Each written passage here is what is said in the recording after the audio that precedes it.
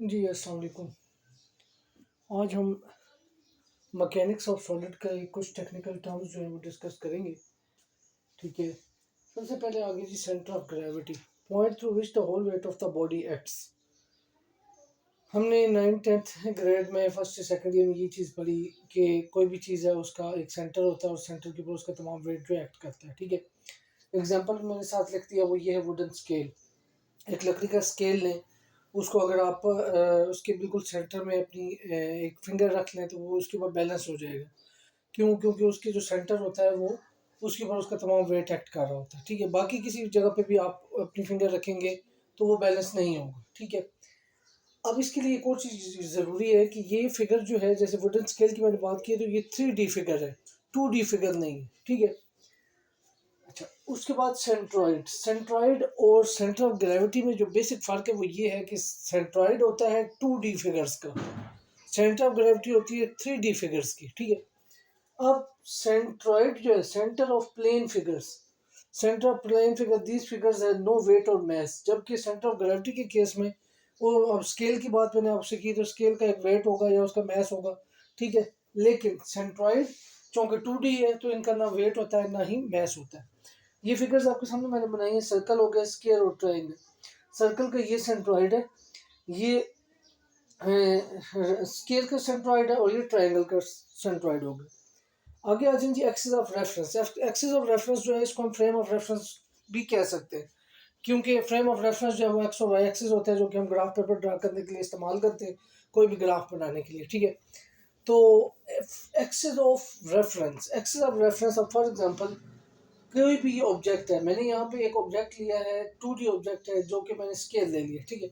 अब इसका जो सेंट्रॉइड है उसका डिस्टेंस मालूम करना है, एक्स एक्सिस और वाई एक्सिस। तो वो कैसे मालूम होगा जब तक हमारे पास एक्सिस ऑफ रेफरेंस नहीं होगा, इसलिए हम एक्सिस ऑफ रेफरेंस लगाएंगे।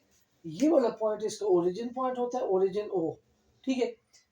अब यहाँ से इसका सेंट्रॉइड कैलकुलेट करना आसान है कि अलोंग एक्स एक्सिस से सेंट्रॉइड कितना दूर है और वाई से कितना दूर है। तो ये एक्सिस ऑफ रेफरेंस होता है जिसे फ्रेम ऑफ रेफरेंस भी कहा जा सकता है।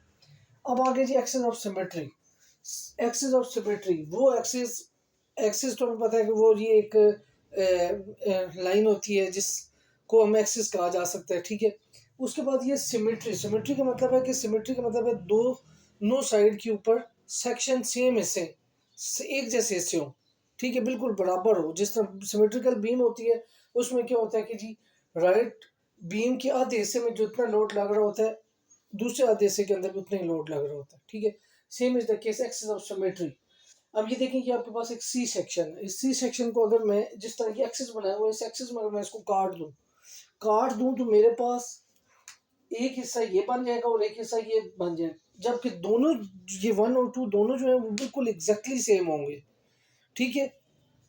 काटने के बाद सी सेक्शन को दो हिस्सों में तकसीम किया तो 1 वाला हिस्सा और दोनों 2 वाला दोनों एक जैसे होंगे, बिल्कुल उनकी डायमेंशन सेम होंगी। ठीक है। उनकी लेंथ और शेप सब कुछ सेम होगा। ठीक है। तो इसी वजह से दोनों सेम होंगी, इसलिए इसका नाम सिमेट्री कहा गया और जिस एक्सिस पे कटते हैं इसलिए एक्सिस ऑफ सिमेट्री है।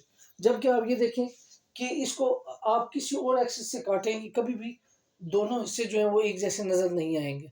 ठीक है। सिर्फ और सिर्फ यही एक एक्सिस है जिसके ऊपर सी सेक्शन दो हिस्सों में तकसीम होगा, जो दो हिस्से जो मिलेंगे वापस वो दोनों एक जैसे होंगे, सिर्फ और सिर्फ ये एक वाइड सेक्शन। ठीक है। और इसको मिरर इफेक्ट कहा जाता है।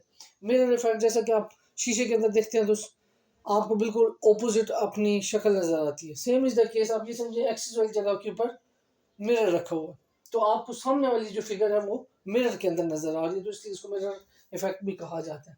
आगे आगे जी सेंट्रॉइडल एक्सिस। सेंट्रॉइडल एक्सिस अभी हमने थोड़ी देर पहले बात की एक्सिस ऑफ रेफरेंस की। एक्सिस ऑफ रेफरेंस के केस में क्या था कि एक्सिस जो है वो इस फिगर के सेंटर में से पास नहीं था हो रहा। सेंट्रोइडल एक्सिस के केस में क्या होता है कि जो एक्सिस ऑफ रेफरेंस होता है वो अगर किसी भी ऑब्जेक्ट की सेंटर ऑफ ग्रेविटी के अंदर से पास हो तो उसे सेंट्रोइडल एक्सिस कहा जाएगा। ठीक है। अगर एक्सिस ऑफ रेफरेंस किसी भी बॉडी के सेंटर ऑफ ग्रेविटी में से पास हो जाए। ठीक है। अब इसके अंदर ये सेंटर ऑफ ग्रेविटी से पास हुआ, पहले ओरिजिन इस एंड के ऊपर था, अब ओरिजिन इधर आ गया। ये इसका एक्स एक्सिस है और ये हो गया इसका वाई एक्सिस।